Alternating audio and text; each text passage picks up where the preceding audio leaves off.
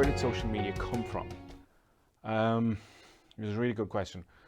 Over the course of history, every society or most societies have had some kind of what I would call self-technology, where people would try and use these things to put some kind of structure on their lives to sort of try and understand themselves and understand their place in society. So basic example is diaries. People would write a diary, and multiple people still do, and try and figure out who they are and what's going on in their lives.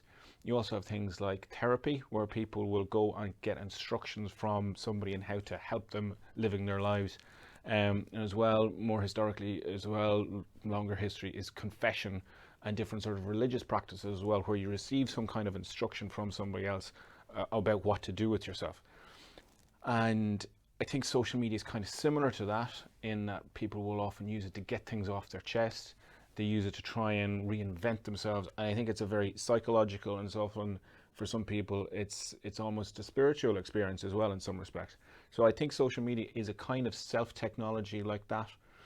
But at the same time, it's also is more commonly thought of as a type of media where, yeah, it's compared to broadcast media like television and radio and newspapers and so on.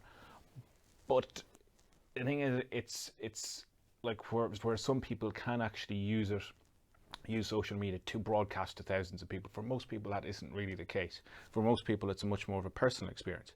That's the tricky thing about social media, is that it's once very public and also very private, which makes it a very interesting space psychologically, and it means that we have to spend a bit of time thinking about what it is we're doing there.